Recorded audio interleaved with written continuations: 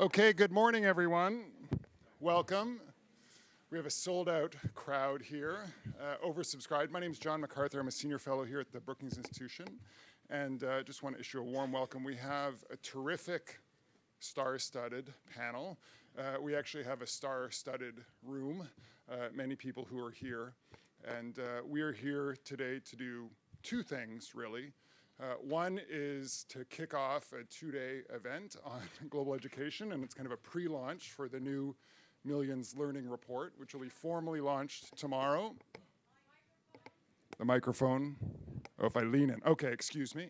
So we're here to do two things. Lean into your mics, everyone.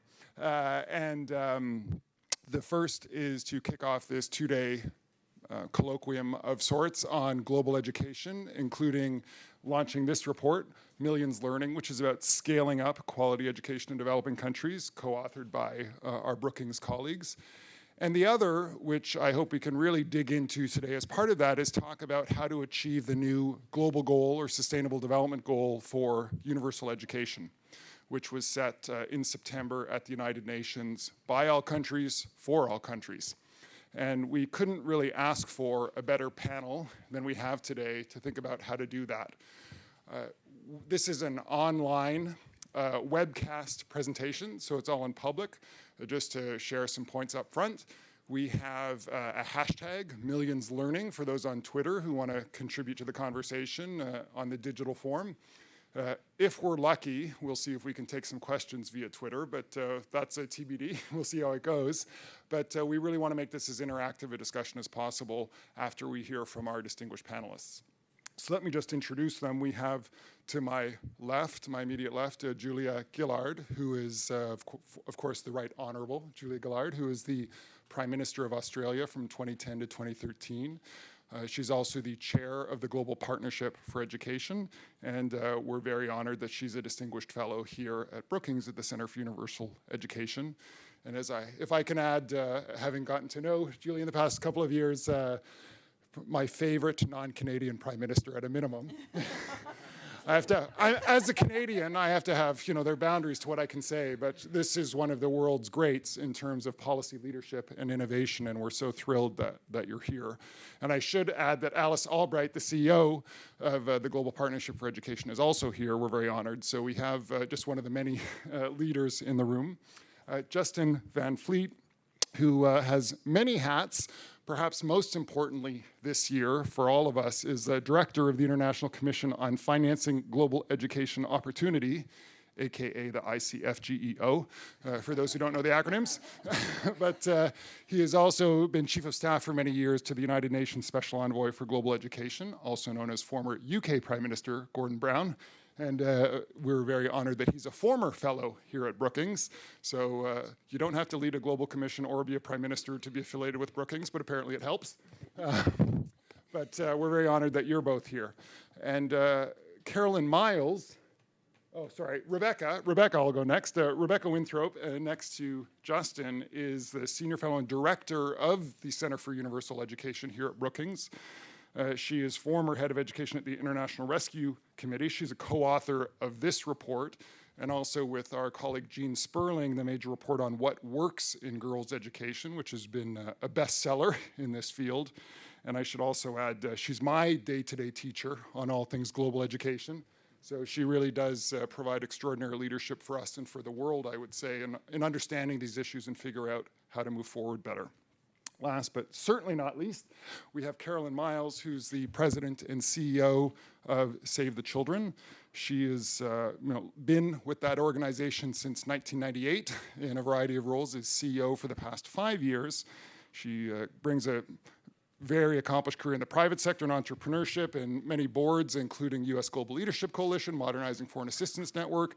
I think also very importantly is truly on the front lines of working with affected communities around the world with her colleagues around the world, and looking forward to hearing her insights today. Before we hear from our panelists, I've been asked to share a couple of remarks, and I'll do so as someone who is not an education specialist.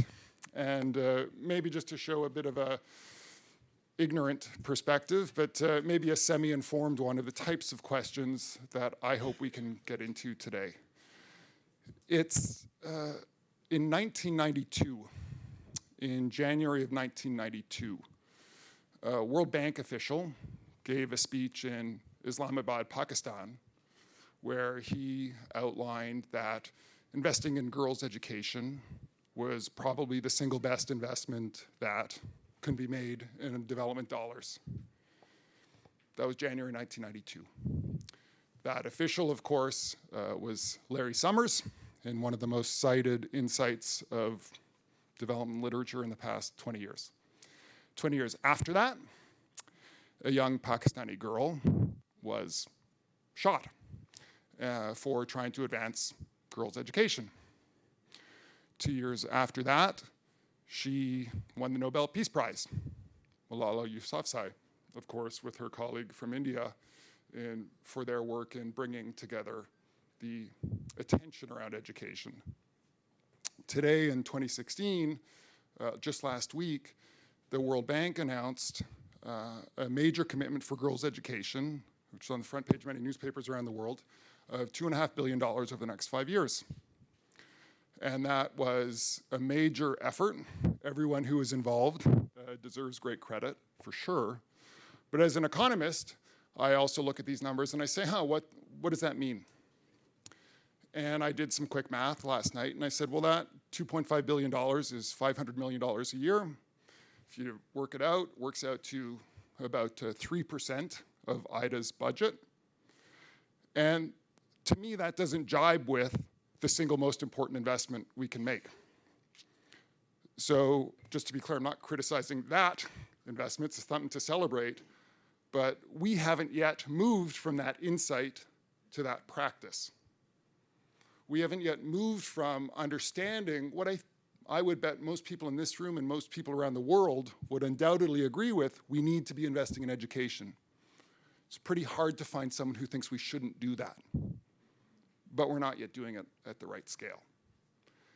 And so in between these periods, we've had the Education for All goals set in Dakar in 2000, which really galvanized the global community. We had the Millennium Development Goal for education and the gender equality goal for girls' education. Those provided some success, but they provided not enough success, most people would say. But they did provide learning about learning. They provided learning about the fact that we need to not just focus on enrollment and completion, but actually, what do people get out of this? What do people learn? And we've also seen that, of course, learning has to go well beyond the primary objective of primary school that was in the Millennium Development Goal. And the Sustainable Development Goal has, of course, called for not just universal primary learning, but early childhood development before that, secondary learning beyond that, and lifelong learning for everyone. And crucially, it's not just for developing countries, but for all countries. So we really are in a new era in 2016 of universal learning for universal application. And I hope that's what we can start to think about today. In April 2016, just later this week on Thursday, the President of the General Assembly at the UN is convening the first check-in event on implementation of these goals. But I'm of the view that the Sustainable Development Goals, we're still having trouble getting our head around because it's just so big. What I just described for education is, that's a big agenda. We'll multiply that by 17. There are 17 goals reflective of 17 sets of issues that the world thinks are important enough that we must take on over the coming generation. So the best analogy I've come up with so far, don't worry, I won't talk about agriculture yet, is we need the world's biggest convention center we've ever seen. We need it to have 17 conference rooms where each of us get together on our issues. The specialists have a role to play to figure out how to move forward. But then we need to keep coming back in plenary because all these issues are interconnected: the health, the agriculture, the nutrition, the infrastructure, the IT, the inequality, the jobs. And then we need to talk a lot in the coffee breaks. We need the informal collaboration that will spark the new ideas, that will lead to the entrepreneurship, that will create the magic of the unplanned insight that can only happen when people actually get together to talk about how do we crack these problems. So that's why a session like this one, I think, can be so important and so helpful. It's because we have big questions to take on, but we also have a lot to talk about together on how each of us can contribute to the achievement of these goals. So with that, as preface, I'd love to turn to Julia Gillard, who brings to this question not just the perspective of a multilateral organizational board chair, but also a pioneering political and policy leader within her own country, but also I think someone who's had to deal with the realities of budgets and managing a country's economy during a fiscal crisis, and all of these hard questions that we need to also get through in order to get the breakthrough that we want to see. So with that, Julia. Thank you very much, John, for that introduction, and I'm very honoured to be here with John and with the fellow panellists, what I think is an important conversation. John and I have spent a lot of time talking about education, and one of the important things I think that is happening in the global education community is we are moving beyond talking to ourselves to talking to experts from other areas, and to achieve the education goal, let alone the full Sustainable Development Goal agenda. We certainly need to do that. And so, John, thank you for your leadership on all of that. John does occasionally do quite unusual comparisons between education and agriculture, but he might treat you to one of those unusual comparisons later. I couldn't possibly try and summarise it. I'm here with my colleagues from the Global Partnership for Education, led by Alice Albright, to contribute to this discussion. I also get to serve on the Financing Commission, but Justin will speak very directly on that. But whether it's at the Global Partnership for Education in the course of our strategic planning process, or whether it's at the Financing Commission, I think we can say to ourselves we are now bearing down on exactly the right issues to spark major change. I do have a sense of optimism that the education community is now at a lift-off point, and perhaps 20-odd years later than it should have been. But I do feel that there's the kind of energy around which was associated with the global health movement in the early years after the adoption of the Millennium Development Goals. And that, if we work our way through this period right, we can see a step change in what we are doing to change lives and to provide education for girls and boys around the world. At the Global Partnership for Education, we have just worked very hard and thoughtfully through a strategic planning process to guide us from now until the end of 2020, GPE 2020. And in it, we've had to distill what do we do, how does it make a difference, and what are the big challenges in front of us. And one of the pieces of paper I'd really like it if you picked up today and took with you is this small brochure, which is a distillation of what we do at the Global Partnership for Education. And really the insight out of it, and it's an insight that flows too from the Millions Learning Report when you get access to that when it is formally launched, is that if you are going to make a difference at scale, then you've got to change whole systems. Many people are doing important work through projects and through targeted interventions, but if we are going to make a change for all of the children who need that change, then we have to move whole systems. And that is what the Global Partnership for Education has been created to do, to improve equity and learning through strengthening education systems. And in the course of thinking about our own work, we have addressed many of the issues I know will come up today. Everybody will say that the single biggest source of finance is domestic resource mobilisation. What can we do to enhance domestic resource mobilisation? Now, in part, that's a tax question. In part, it's a real economy. How big are real economies questions? But it's also a leverage question. And so our way of working now is a clearly leveraged model where the monies that flow from the Global Partnership for Education only flow if we see an increase in domestic resource mobilisation. I'm sure today we will all say too, It is about equity, and it's about learning, and it's about the information, the data that we have at our disposal. About equity, because we know, despite Larry's insight, despite Malala's courage, we know that we need to do so much more if it isn't going to be the girls from the most disadvantaged backgrounds who are the ones left furthest behind. Equity has to be at the core of the agenda, and it's got to be the subject of special focus. And so our new way of working is one where, when we provide grant funding, having seen a nation increase its domestic resources and seen a nation work with us to have a robust education plan, when we do those things, we actually say 30% of this money is contingent on agreed progress on equity, making sure the girls, the children with disabilities, the children who live beyond the reaches of major cities are not left behind. And that results-based money also flows for the learning piece. The lesson we have from the Millennium Development Goals is, yes, it's about access. We want to see children in schools, but we want to see children in schools for the purposes of learning.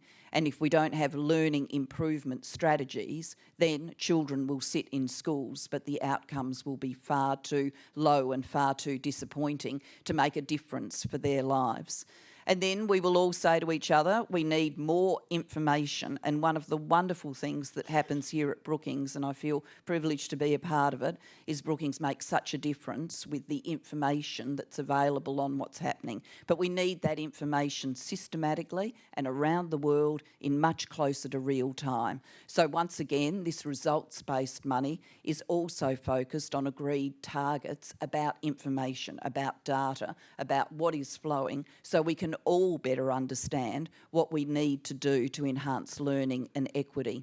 I do feel that on this journey there's a lot to be energised around and to have a sense of enthusiasm about. One of the reasons I do feel that sense of enthusiasm is I am very confident, having the ability as a finance commissioner to work with Lisbeth and Justin and the team and my fellow commissioners, and of course Gordon Brown.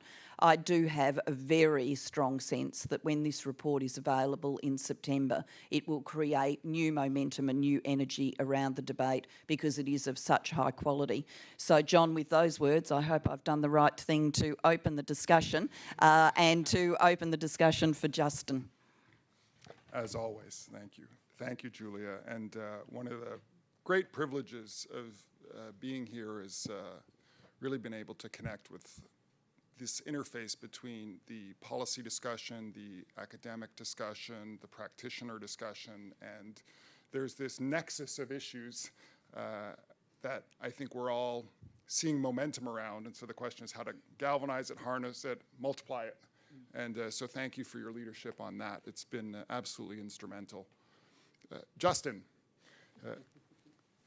where is the money going to come from? What's it going to be for? And when do we need it by? You'll have to wait until September to find out. But no, thanks, John, and thanks, Julia. No pressure for the Financing Commission's next iteration. And just to sort of build off what Julia was saying, what John was talking about, I think we're at this moment where there's tremendous opportunity and this sense of energy. But at the same time, I think in 2016, we have what could be the biggest danger to our sector if we fail to get this right over the next 365 days or less, because we're already in April, which is we've entered the SDG era with ambitious goals that are far beyond anything we put on paper before, yet no credible plan yet on how we're going to deliver these goals in reality. And I think that's where I get excited, because we're seeing all of these new players come together and all of this action and energy looking at new strategic plans from multilateral institutions, the Financing Commission, all of the various sectors that are now getting more and more play. Early childhood's rising up the agenda. There's all of this excitement.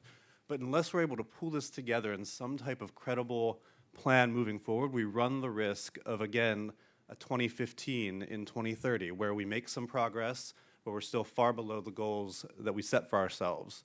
And we fall back into, well, we did a pretty good job, and we should be happy with what we did, but young people are still missing out. There's a generation that we've failed once again. And so I think there's a real opportunity here to get this right for the education sector. And so I thought coming off last week, I was trying to think yesterday what I could focus on. I thought maybe I'd just report back a little bit on some of the things that happened last week while they're fresh in my mind, while I was sort of going over my notes, just making sure I didn't forget anything that happened. So I think there are three areas. So one being the Finance Commission itself, and remembering where this came from with the announcement last year at the Oslo Summit. It came off the back of the Norwegian government saying, we've been focused on health a lot, we've been focused on education, but we think both are important, and we're actually going to double our investment in global education while maintaining all of our other foreign aid investments. And I think that was a huge statement for a country to make, and I think what we can do now is look at how others can make similar types of bold statements, but it will take more than just one country to make the difference. We look right now, we have former prime ministers, former ministers of finance, defense, education, several business CEOs, civil society leaders, all sitting around the table asking the question of how can we mobilize the resources? How can we create a new investment case for education that's compelling, that brings people together, and that can really bring the resources in and deliver the results that we need?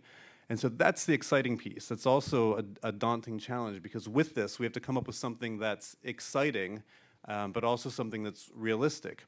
And I won't forget last week when we went around the table with the current draft we have of some of these papers for the Financing Commission, one of the commissioners said, this is all great.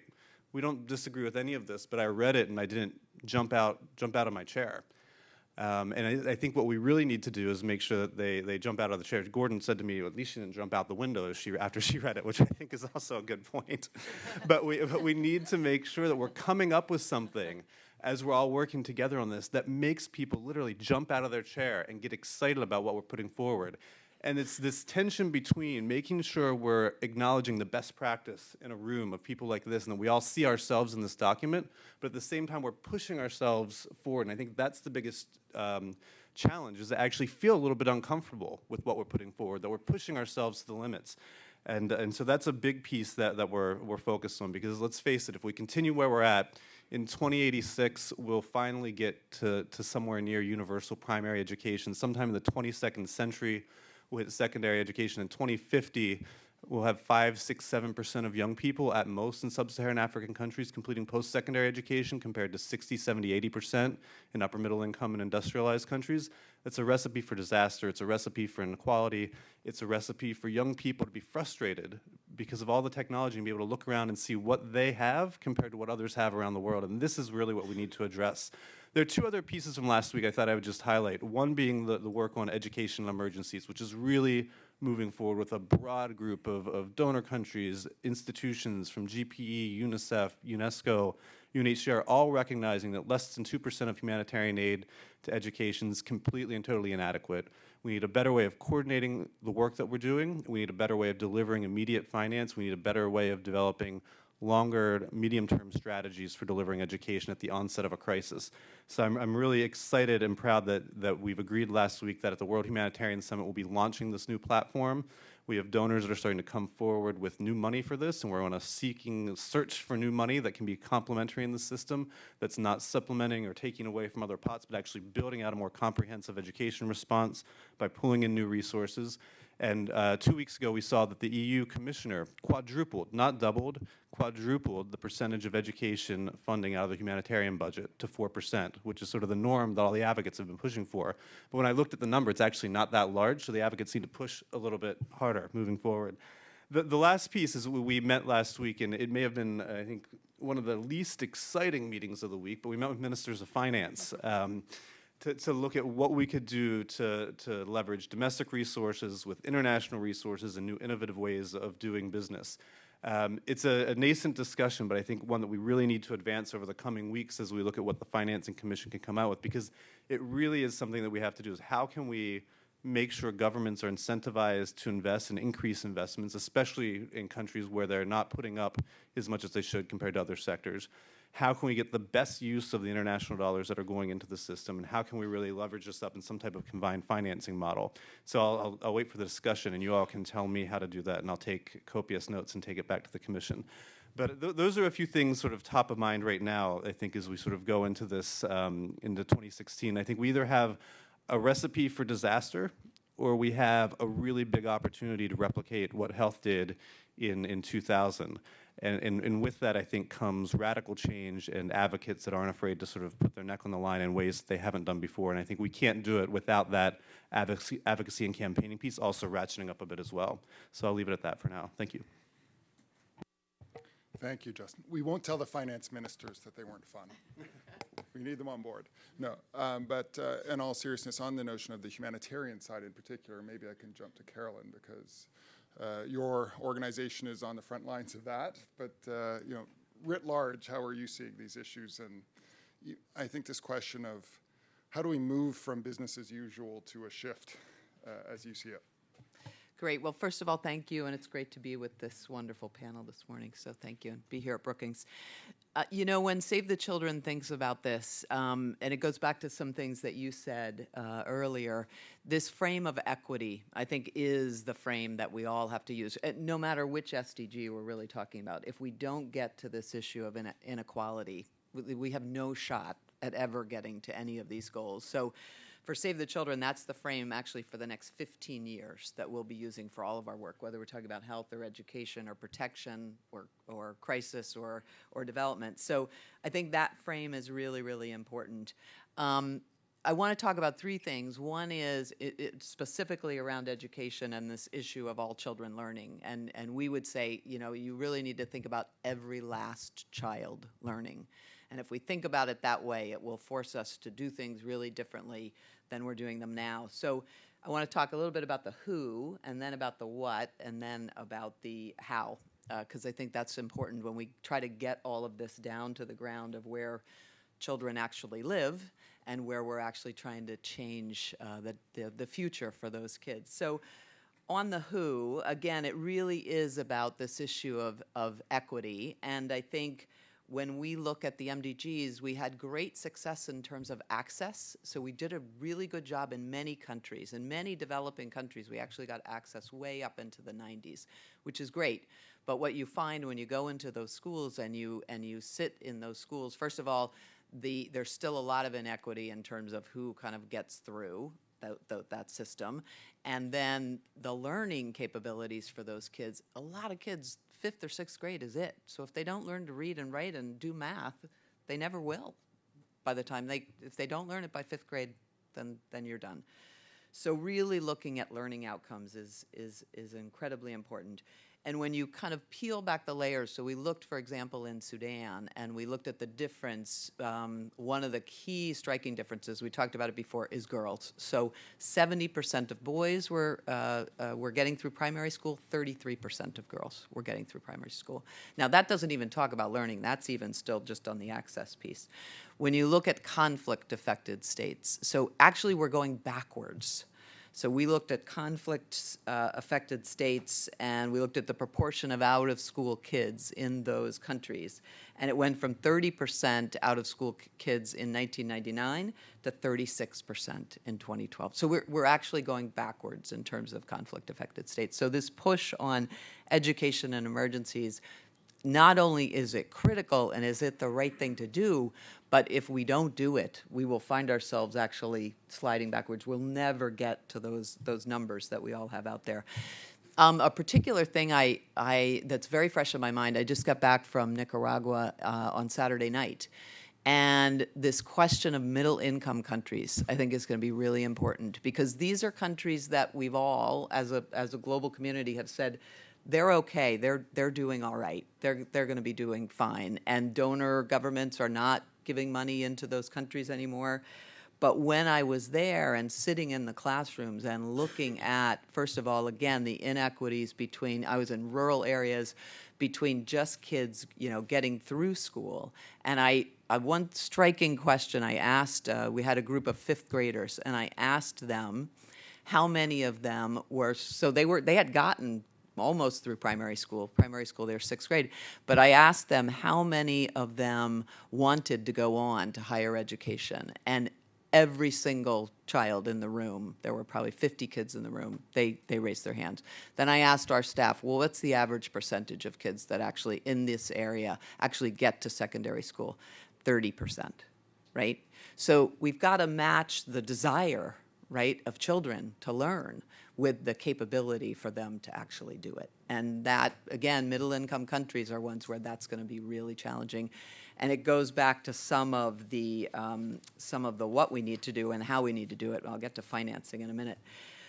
I think in terms of the what, again, I've talked about measuring learning outcomes, but we do have to do it in a frame, again, of saying we want to get to that last child. We want to get to that hardest to reach child. So have we set up data systems to actually be able to measure learning outcomes for those children that are most left out? I don't think so. So we've got to focus on that. If we want this to be about equity, we actually have to set up systems that will measure whether we're getting equity or we're not. And so I think we've got a lot of work to do there. It's also not going to be kind of one size fits all. So there are many programs where, two examples that I can give you. One is where there are multiple languages, and most of the countries where we work, Ethiopia, there are 30 languages in Ethiopia. So kids are learning a language at home. Instruction, the Amharic is the national language, but kids don't know how to speak Amharic.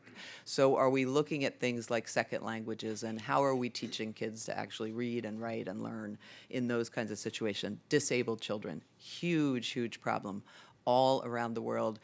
I was in China a couple years ago. Seeing the quality of education for disabled children was shocking, shocking. And it still is a system where kids are left at home. And the feeling is they can't learn, these children will never learn, and therefore we just shut them away. And that's something we have to change. And then finally, making sure that when we think about education, we're thinking about it at a country level as a team sport, right? It's not just about teachers. It's not just about parents. It's not just about students. It's not just about facilities. It's actually bringing all those things together to bear for students in terms of their education. And again, I go back to Nicaragua, and probably a high point was sitting in a classroom with the teachers, the parents, the students who were helping younger students, the Ministry of Education, and Save the Children people, and a local partner. And everybody was there for the same reason. They were there because they want these kids to succeed. And we've got to set up ways for this to really be inclusive, or it won't work on the ground. It's not good enough for just the ministry or just NGOs or for local partners. It's got to be everybody.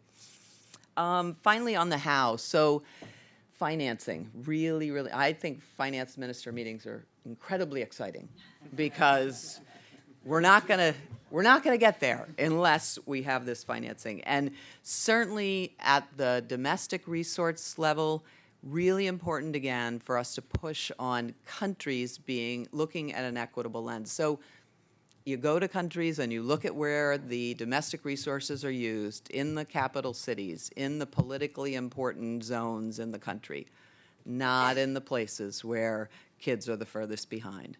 So how do we use our global power and our global financing to drive financing at the country level that actually gets to the kids who need it most, and set up ways to do that? That's going to be really important for this to be successful. I think we need courage, and I think the word was used earlier. I think we need courage to say that, there are children that are really being left behind. Malala is obviously a fantastic spokesperson in terms of saying it's really about, it wasn't really about her. It was about the girls in her country who were really missing out. She was one of the luckier girls. And so we have to have that courage. And finally, we've got to have the political will and the ability to drive that political will. And we have, I think, a lot of great systemic things that we're trying to do, whether it's financing or quality or measurement. And we have to bring those things together and drive that through as a key critical element of what we do going forward. So that's just a little bit of the view from how we match these things up at this level down to where they actually get implemented. Thank you. Thank you, Carolyn. And on that note, Rebecca, we've now got a wonderfully articulated, huge agenda. And I think it's very common reaction of how do we make sense of this in terms of what's possible? You spend a lot of time as the neutral voice saying what's possible. How do you see these issues? Thanks so much, John. It's a really hard and fun question at the same time. And I think the way that I've been thinking about them, and we've been beginning to talk about them as the center, and this is something that, John, you and I have talked about, is that it's really a time that we're shifting from a global education movement to a global learning movement. And a couple of points about what I mean by a global learning movement and why that, in my opinion, is a good idea. So the first point is really around framing and frameworks. In some ways, the SDGs are going back to our global education community roots, and the MDG was the exception. So the SDGs are much more in line with the vision of learning for everybody, lifelong learning, that were in Jomtien, that was articulated in Dakar, and it's now in the SDGs. And in some ways, the focus on sort of primary schooling, although important for spreading access and kind of a first step, I think everyone recognizes it got seen as sort of the end goal rather than the first rung on the ladder. So that's sort of the framing that I think we're beginning to talk about, and we're beginning to talk about it globally, not just for the poorest countries. We were talking actually in the green room before, Carolyn and I, about just the huge disparities in middle-income countries like Nicaragua. And as middle-income countries are graduating and donor aid is becoming less available or more targeted, what really is our plan for reaching everybody? So that's sort of my second point, which is around sort of changing global landscape and where does education fit? So one is it really around sort of the needs of the SDG and positioning our education SDG towards sort of the needs that are happening outside the education sector. So whether it's thinking more broadly about where disadvantaged and kids are in the world, low-income countries, middle-income countries, heck, right here in Washington, D.C. There's other needs that education has to take into account that I think a global learning movement would be well suited for.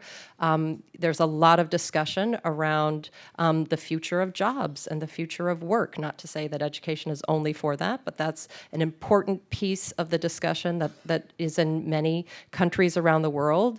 And as automation takes over and technology spreads, and more jobs are being replaced by technology, there's a need for sort of a broader suite of skills.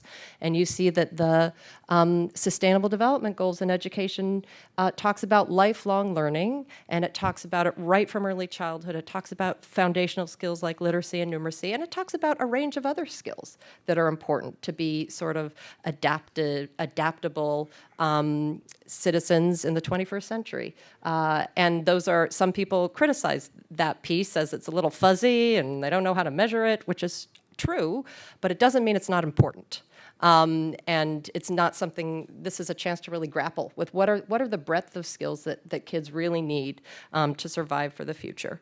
The other piece that I think actually I'm very heartened to see, everybody from the Global Partnership for Education, from the Financing Commission, for Save the Children, and many organizations like them addressing is the equity angle. More and more, there was a comment by Fareed Zakaria, the journalist, talking about we're living in a two-track world. So more and more we're living in a two-track world where if you have access to high levels of education, no matter where you are in the world, whether it's in Lagos or Silicon Valley, and you have access to some capital, you're going to be doing better than your parents could ever dream of. You'll travel the world, you'll have big impact, you'll see many things. If you don't have access to high levels of education, and what we mean is good learning and good skills, or access to capital and supports, your life is probably going to be getting worse than your parents. So having a deep focus on equity, I think, is really, really important, and that everything that my fellow co-panelists are doing is essential for that. The third sort of point there, if you think about, a global learning movement, the frame, sort of why that's an important position for sort of changes in the world. And the third point is really sort of what are the assets that we have as an education sector to deploy towards this vision of a global learning movement or towards the SDGs. And I think that there are a range of things. I think that there are a lot of new models emerging. Some of the research that we are doing at the Center for the Financing Commission actually builds on an ongoing question really around how do you cultivate these broad sets of skills. And there is great examples, and we are actually culling a huge database of them, building off of many of our colleagues' work around the world, of a bunch very successful new models for doing this. I'll give one or two examples. There's a program called E-Learning Sudan, which is War Child Holland in Sudan, and it's for kids who are out of school, who are displaced, who are not going to get a chance through the normal sort of service delivery options, and it's really literacy and numeracy through tablets, and it's locally relevant. It's all sort of, the curriculum is made with folks in the community, but it's actually quite effective, and that's a group that a normal sort of traditional education system hasn't quite known how to reach. There's other examples. It doesn't have to be through technology. There's examples in Uganda and Jordan where a big priority is really cultivating entrepreneurship skills. And instead of asking teachers to add a whole other subject on an already very overburdened schedule, teachers work with entrepreneurs in the community and experts to come in. So those are some examples. We're seeing, I think, the areas where there's probably great both innovation and effective models and great potential to move forward in terms of new models is really thinking about changing the teaching and learning dynamic, this hands-on, minds-on learning, this interactive learning piece. A second area is really this idea, that's sort of the e-learning Sudan example, this idea of really trying to elevate teachers and unburden them. They have a huge, massive amount of work they have to do, and it's overwhelming. A third area is really about administrative efficiencies. And a fourth area is this idea of it's a team sport, really activating all the pieces of the community to move forward. So, I think we have a lot we can do. I think the main thing we'll need to do to sort of leverage those assets and respond to sort of the shifting dynamics in the world outside education is something that we call for in our Millions Learning Report with my co-author, Jenny Perlman-Robinson and Eileen McGivney, and you'll hear lots about it tomorrow. But ultimately, our main takeaway from 2 years of scaling up learning improvements research is that what we really need is inclusive and adaptive education ecosystems.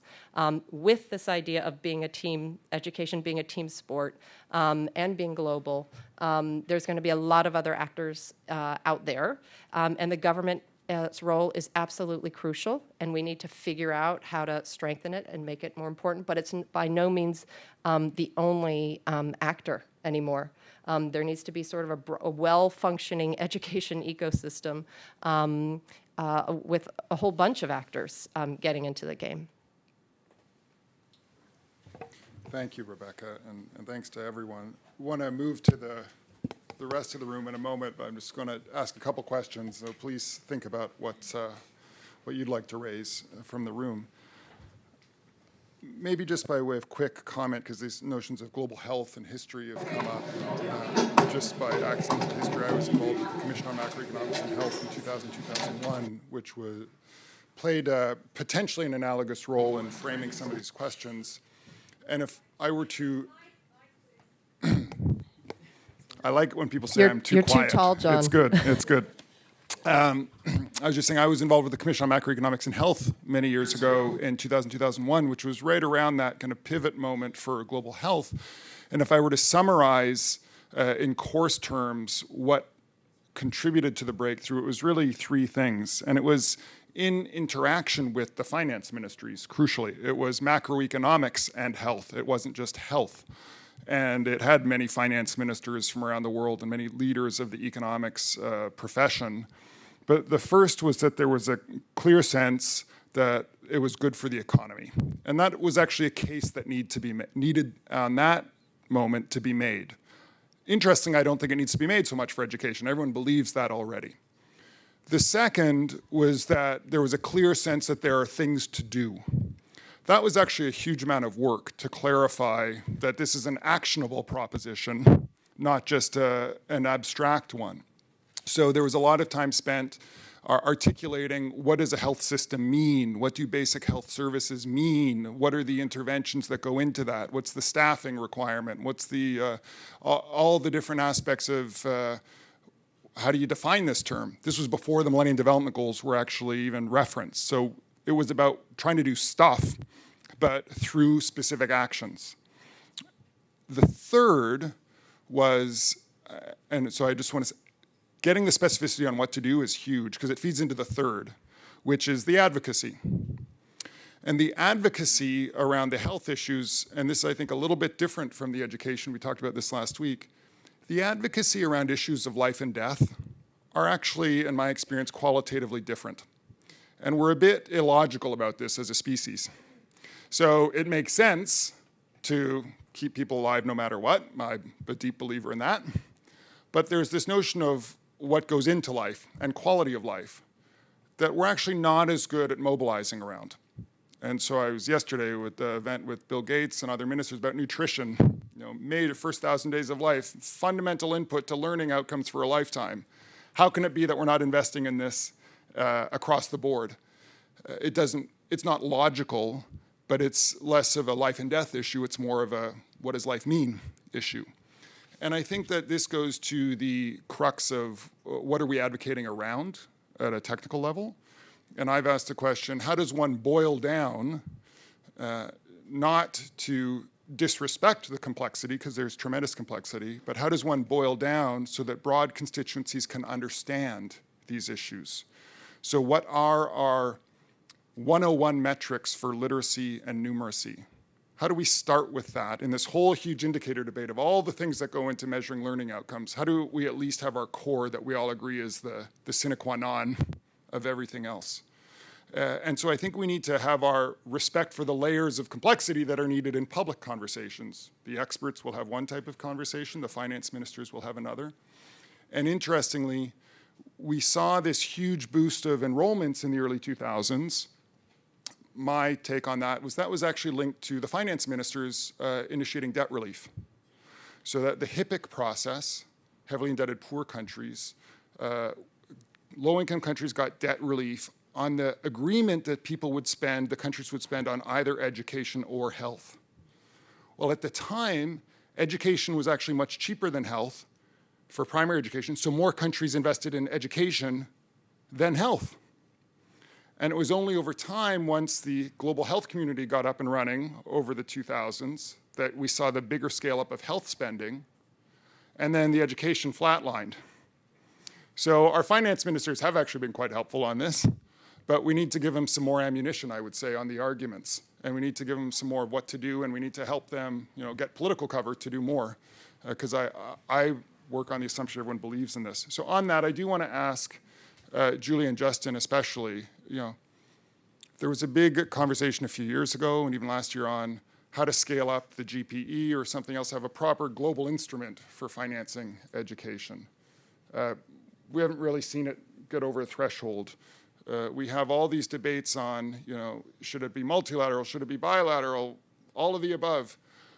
I'm curious, what are the arguments, and as a former prime minister who used to be on the receiving end of these, what are the arguments that you think people in this room need to be equipped with to make the case, and what are maybe some arguments that you would suggest people not try to make because they don't work so well?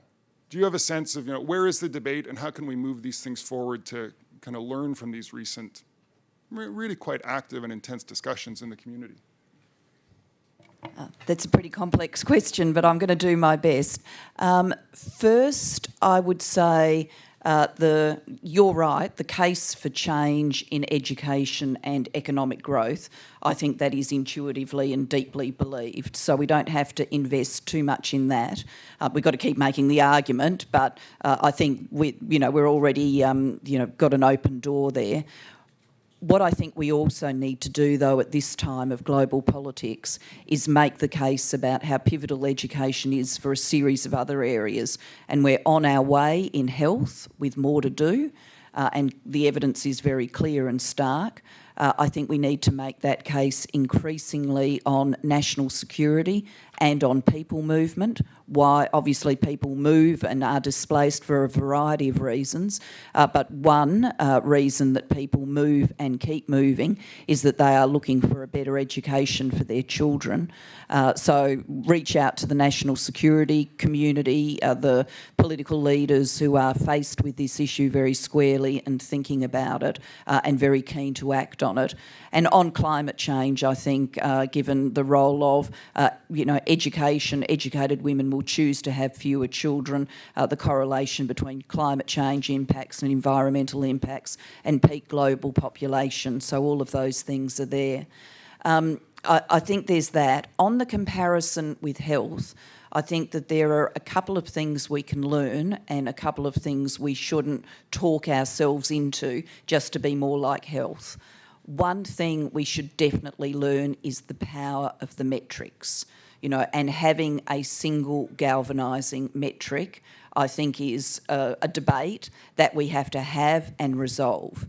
Now, whether it can be one metric, 10-year-olds reading, people can discuss, or whether it can be a number which actually has lying behind it a series of individual metrics that are then put into and funneled up into the number, I've got an open mind about, and we should discuss. But what I can certainly say is if we look at climate change, everybody knew climate change negotiations, less than 2 degrees good, over 2 degrees bad. Be very few people who could unpack all of the science in the 2 degrees, but there was a galvanising metric. The stock market, the Dow Jones, how do they put it together? Does everybody understand that? I doubt it. But when you hear the stock market report, up is good, sharply down is bad. Health, you've got, disability adjusted life years, you've got some simple counts, you're either dead or you're not, you're vaccinated or you're not, you've got AIDS or you haven't. These things are countable. We do need to find something that has got that kind of galvanising appeal, so I think we need to do that.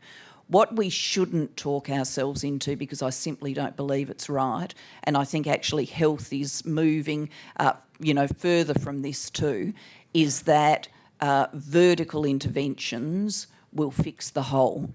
That isn't true in health, and the health community knows that. Vertical interventions can do some important things, but you do need health systems to be able to respond. Look at Ebola.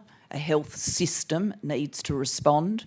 And in education, whilst there are some vertical things I think we can do, and I think a lot around global knowledge, technical expertise, provision of inputs to education at a cheaper price point, at the end of the day, the system must be planned with a galvanising plan for the whole team, to use the language that's been used by the panel. And the system has to be planned so the ecosystem that Millions Learning will talk about can thrive against a knowable backdrop. And that's what we bring to the table, GPE, that planning piece, and we've thought about it very clearly with both ambition and practicality in our strategic planning process. So we shouldn't in any way throw away the insight that you can't have equity and learning without a system that's functioning to try and mirror some of the things in health. Of all people in the world who can give a crisp answer to a complex question, I was in safe hands.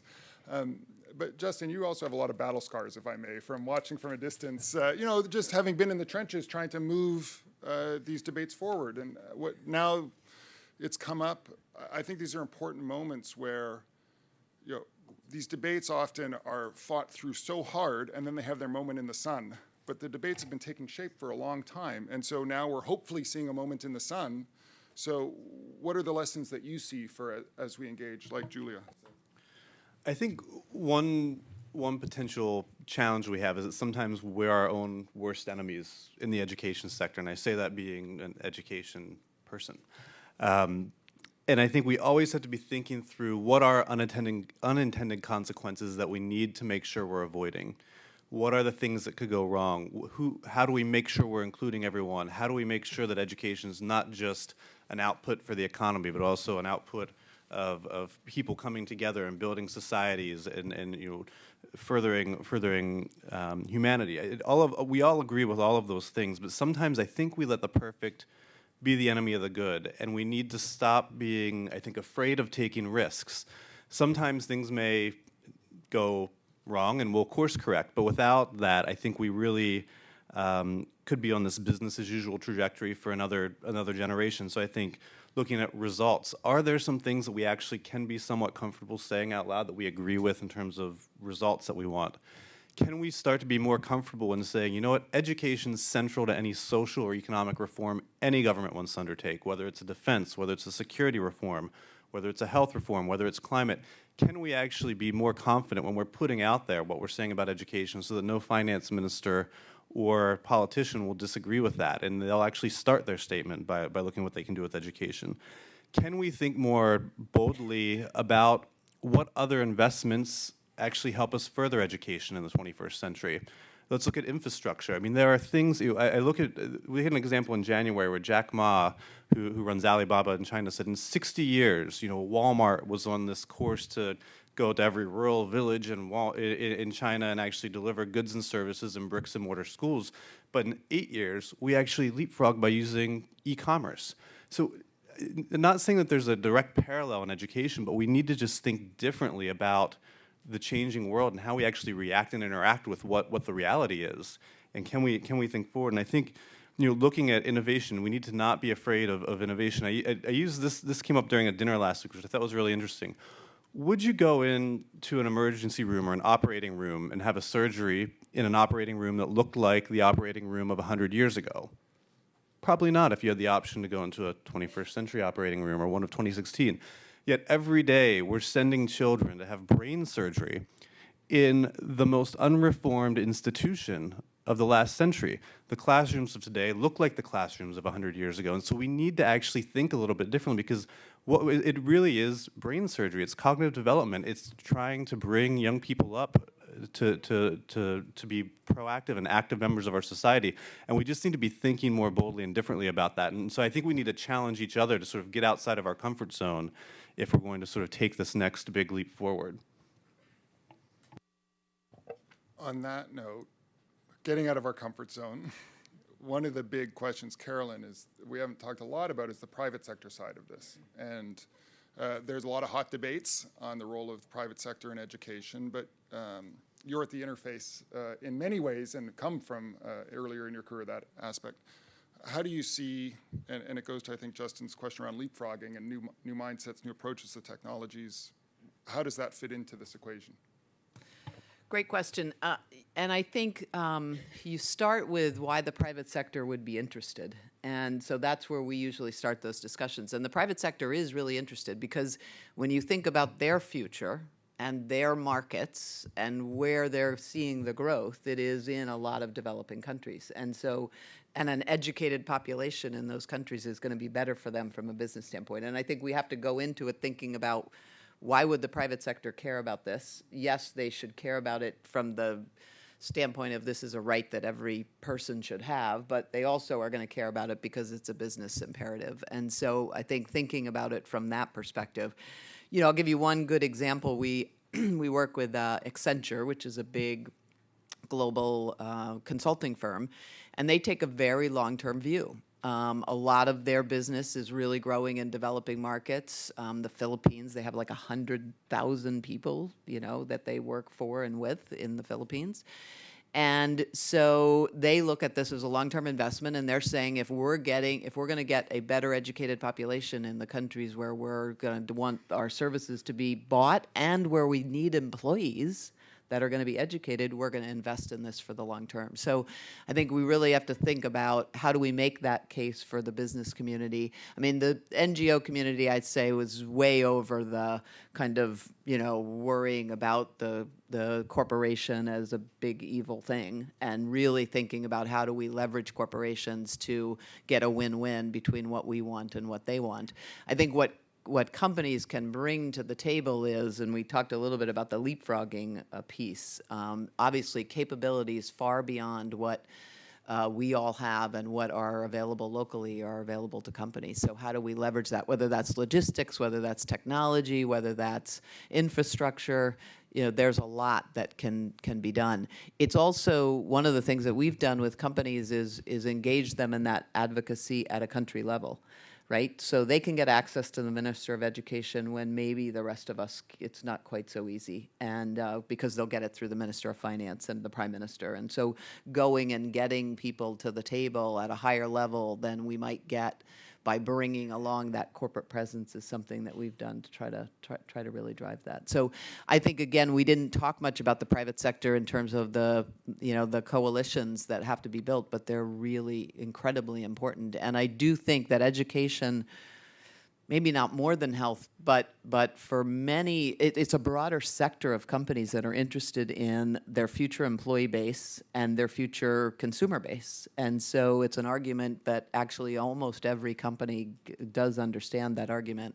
And they also, most large companies, multinational companies, are certainly seeing that that's where their business is growing. Their business is not growing in the traditional mature markets. It's growing in these developing countries. So I think there's a lot to be done with the corporate sector.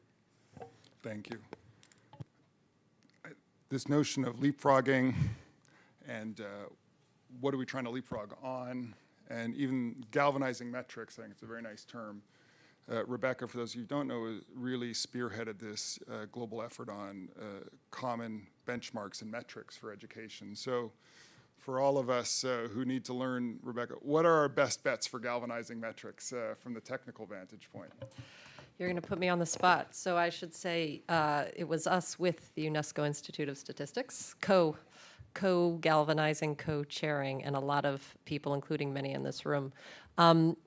So I'm gonna punt on this question because I think and you're referring to this learning metrics task force that has been going for the last 4 years and just finished up in February, and we're doing the final wrap up. And really 4 years ago when we started, the idea was that we really think we should have a shared conversation across everybody inside the education community, from the big donors to civil society to the unions to the education ministers, et cetera, about the future global education agenda, and that learning should probably be a part of it. And clearly that has happened.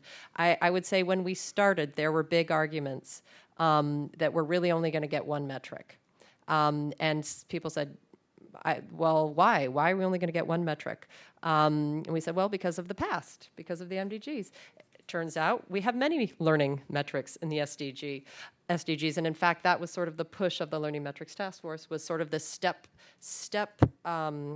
sort of stepping stone pattern. So really thinking about early childhood. There's been a ton of work on how to have a metric around early childhood development. This is a huge push in the SDGs, and it's not just nutrition and stunting, which is an incredibly important input, but there's a whole effort of a community with UNICEF and World Bank and us at the Center for Universal Education and others to look at cognitive development, social emotional development, and most importantly, a metric. This is all sort of one set of tools that looks at the quality of the interaction between the caregiver and the child. And that sounds like a lot of pieces, but it's a great tool that could be used, or by whomever wants to use it around the world to really get a good snapshot about what is the quality of early childhood. So that's an important stepping stone. Then you would go to, obviously, literacy and numeracy. That's essential.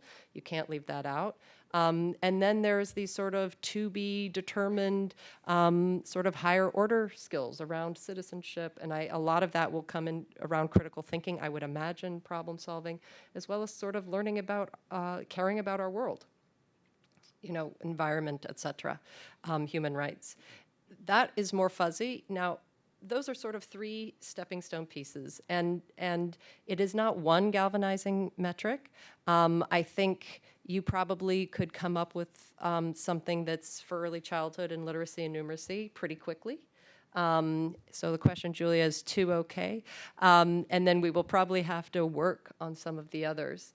And there's folks in place. There's the UIS has this Global Alliance on Learning to really try to suss out what those metrics could be.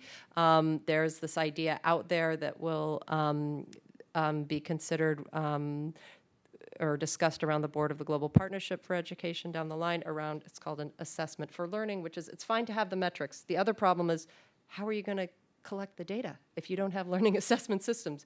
We can develop one beautiful metric, and if countries do not have learning assessment systems to actually collect the data in a way that helps them, teachers on up, in addition to feeding the global community, it's the exercise is all for naught.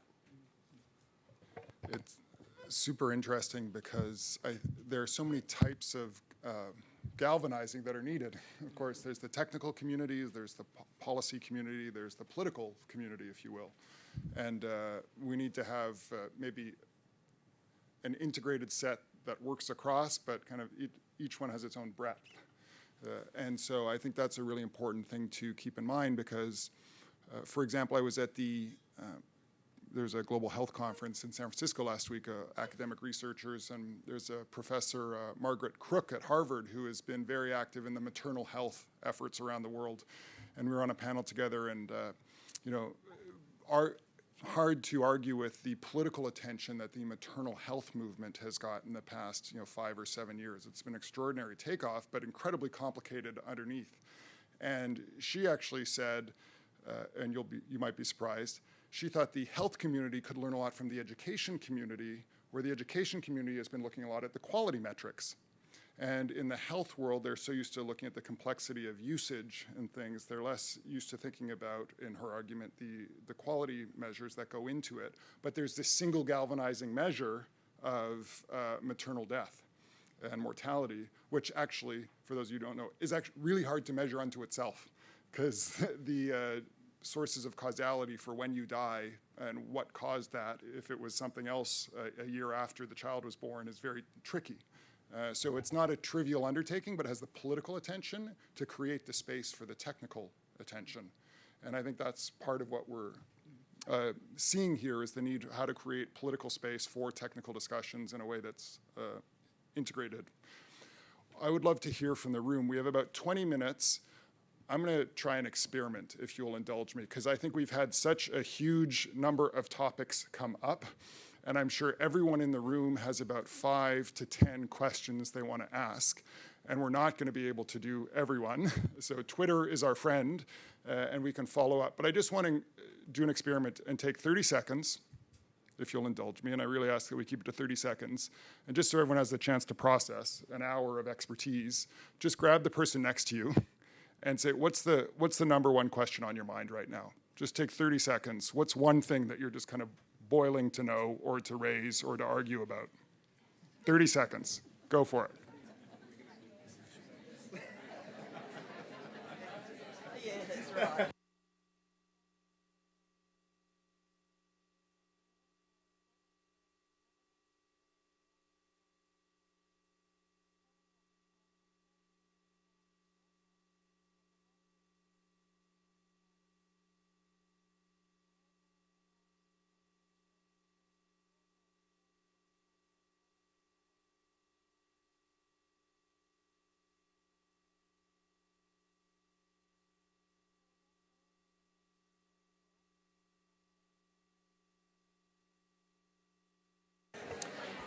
All right, I'm going to ask us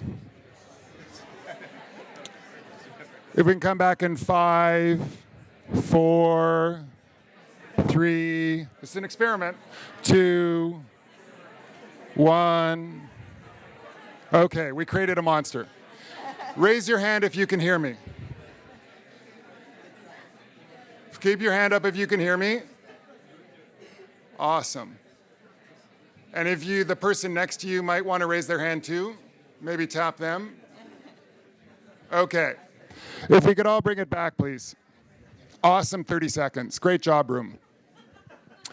So now we'd love, clearly everyone's got a lot on their mind, which I was expecting. So we'd love to hear from the room if we have some questions.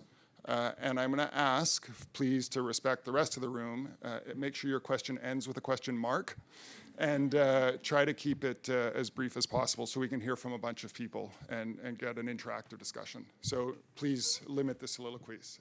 Not that anyone's going to, but maybe in the front first, and we'll go around and get a few, please. And introduce yourself. Do we have mics? I think we have a mic. Thank you. Up here, sorry, up front. We'll come to you next. Thanks. Thank you very much. My name is Jeff Tyson. I'm a reporter with DevEx here in Washington. I think Andreas Schleicher of OECD put the question of the common metric maybe a little differently last month. He said there's no common language to talk about education the way there is for physics, and we talked about health. And it sounds like there's a lot being done to find that common language, more than I had realized. But I wonder, how close are we? And maybe from a broader perspective, what else is being done to get to that common language for education? Thank you. Let's take a few, and then we'll ask the panel to do it. The gentleman in the blue jacket is next, and then I'm going to ask two women, because I'm all for gender balance in these things. So, please. Hi, Chris McRae. Next week, I'm accompanying some young Chinese ladies to Bangladesh to talk to the founding family of BRAC. I think many of you may know that BRAC, having distributed primary learning to 750,000 village children, has just recently been asked to put all of its content onto a sort of digital learning nation platform. So my question is, what do you think of that idea? And is Bangladesh ahead in that, or how does a digital learning nation work?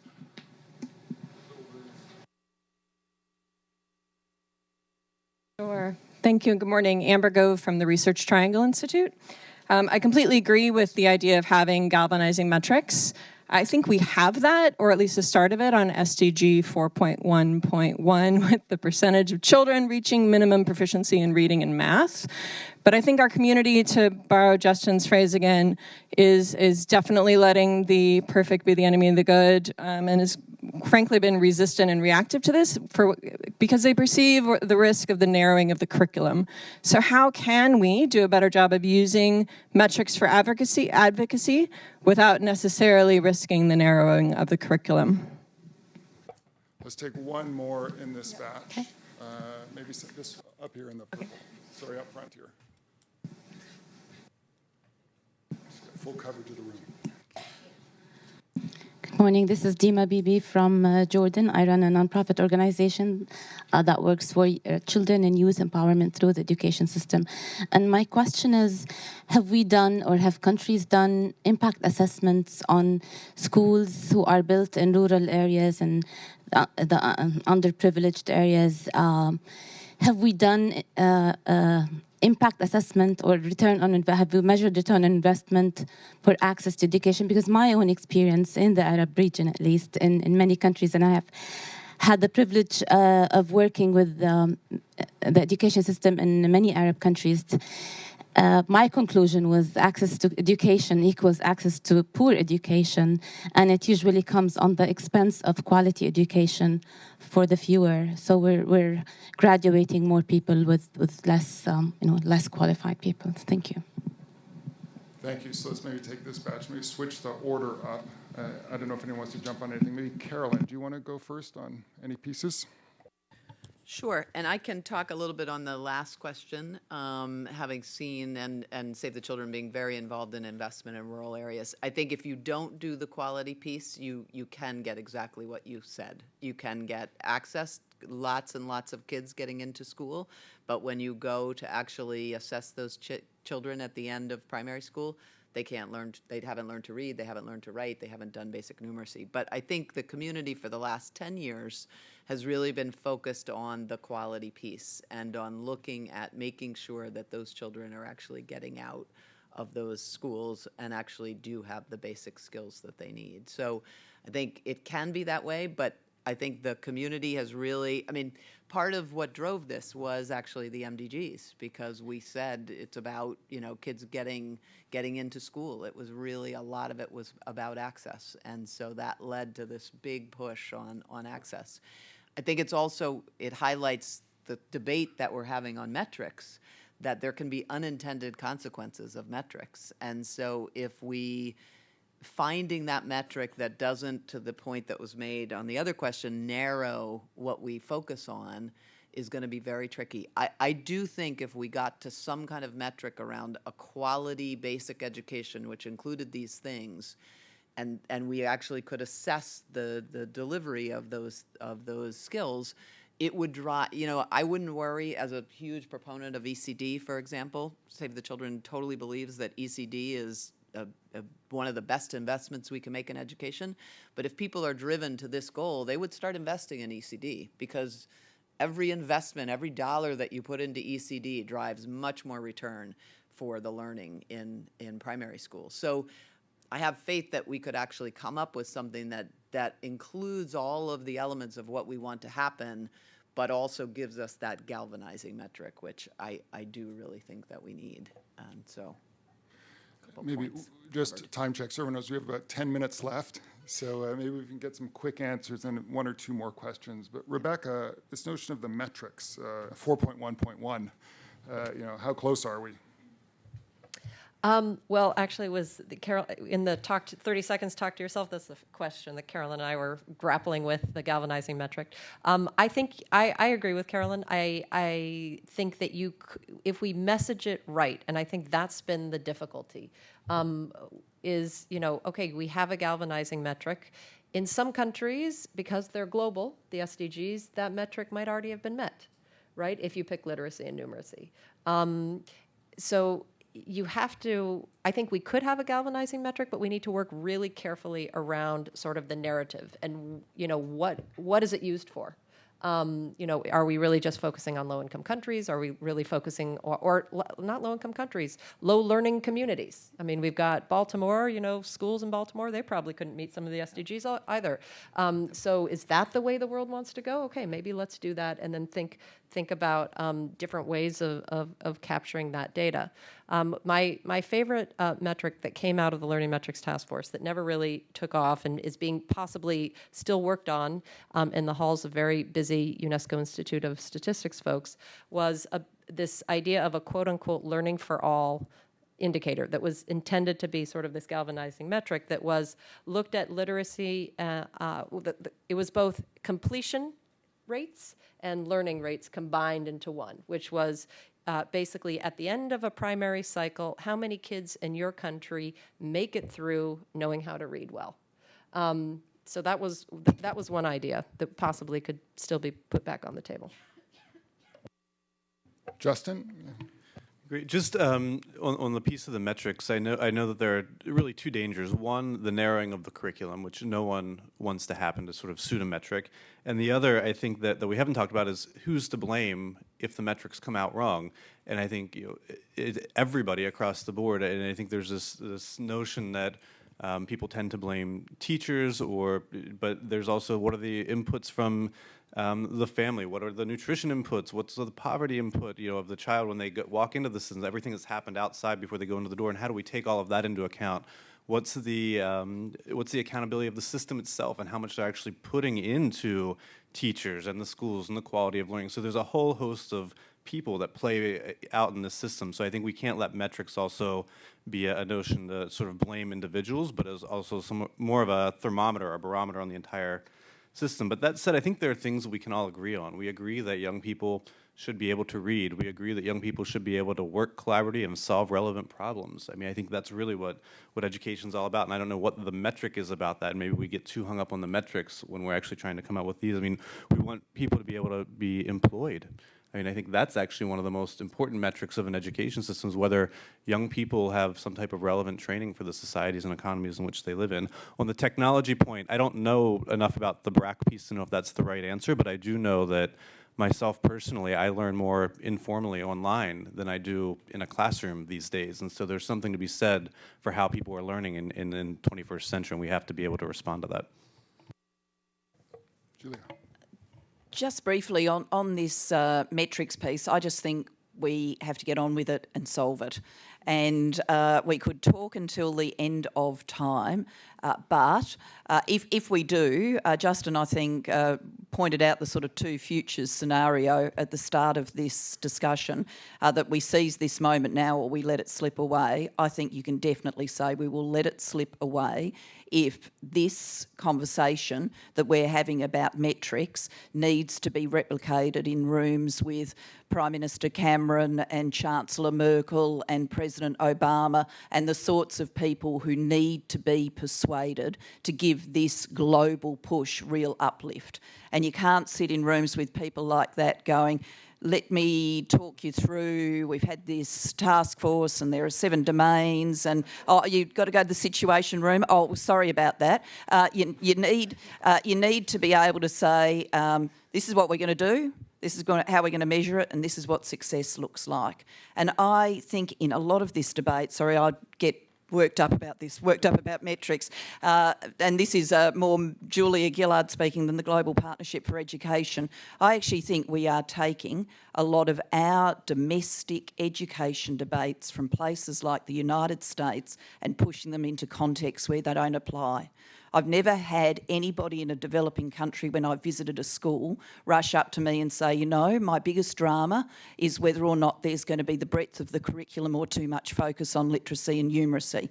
If anybody's had that discussion in Rwanda or Mali or, you know, Yemen, please let me know. But I don't think people do. I think people want their kids to go to school and learn, and they measure that learning by whether their kids can read and write and count. And we know how to measure those things, so why don't we just do it? And I'd love to live in a world where we are having global meetings about the crowded curriculum problem in Mali because the education system has got so sophisticated that that is actually an issue now. But, you know, we're years and years and years away from that. So let's just focus on it and get it done and galvanise global support around it.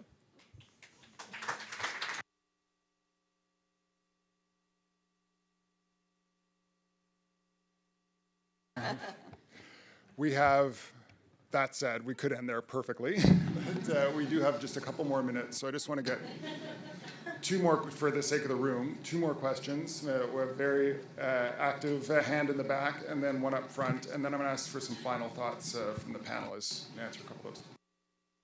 In the back, please. I thought Rebecca's comment about moving from learning education systems to learning systems was very exciting. It would be interesting to hear from the panelists what appetite you see, what appetite you have to bring in learning that will equip young people to earn their livelihood when they come out of school.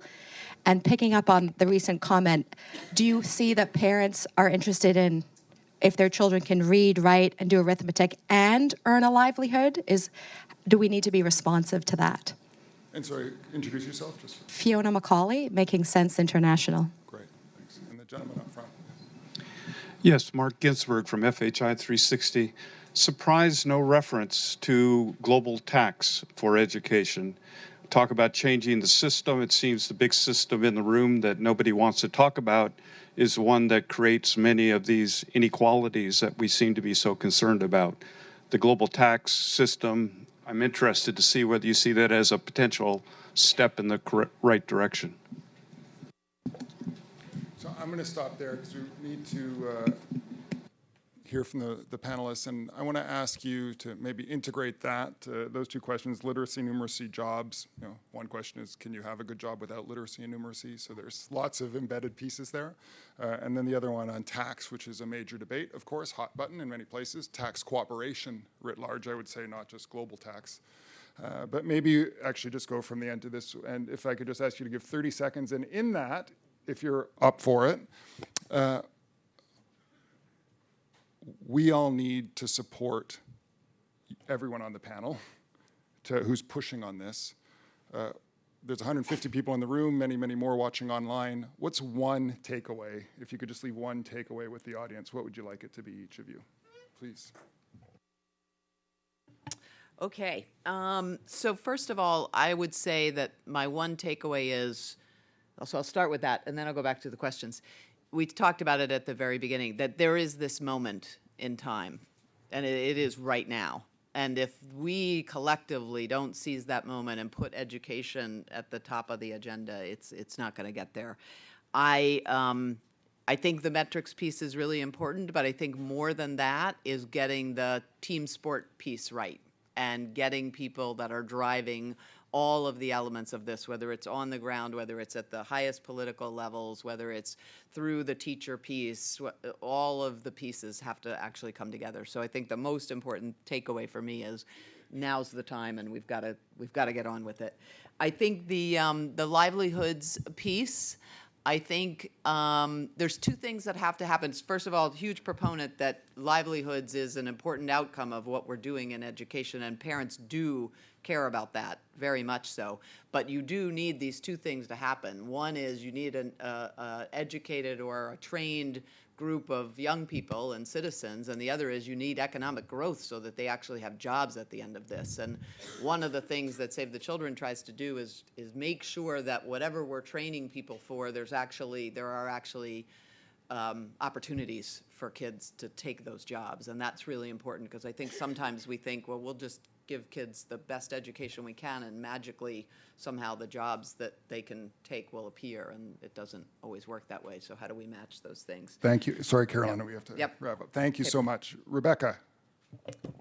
Yeah, I think I actually have the same sort of big takeaway with a twist, which is this idea. I loved the term team sport. We've been talking about it here at Brookings around sort of crowding in community being everybody from libraries to, entrepreneurs to, parents, et cetera. But I like the team sport piece, and I think that is going to be crucial if we really are going to switch to a global learning movement, and where we really do have an ecosystem, an education ecosystem, where the government is pivotal, but laying the groundwork for lots of other people to play a role in improving children's learning. Justin.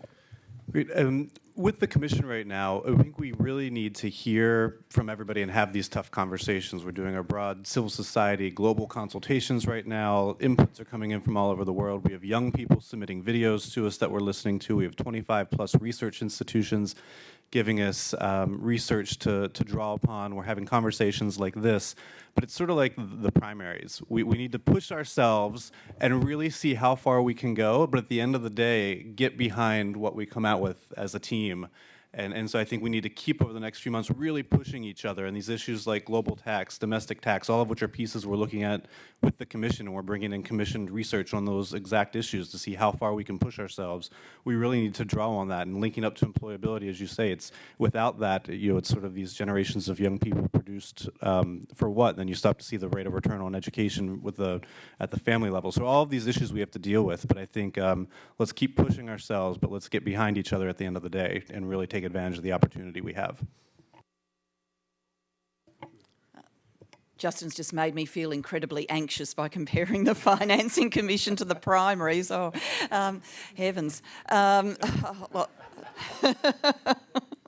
I'd just conclude by saying a great discussion.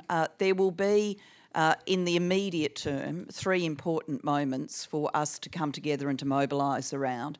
One is coming very quickly, which is the humanitarian conference in Istanbul, where hopefully the world will take a step forward on children in emergencies and crisis and their education. And it was said earlier, if we don't solve that problem, then we're never going to get to the SDG outcome that we seek for all children. Certainly at GPE, we know that, given 50% of what we do is in fragile and conflict-affected places. So a moment to mobilise around Istanbul.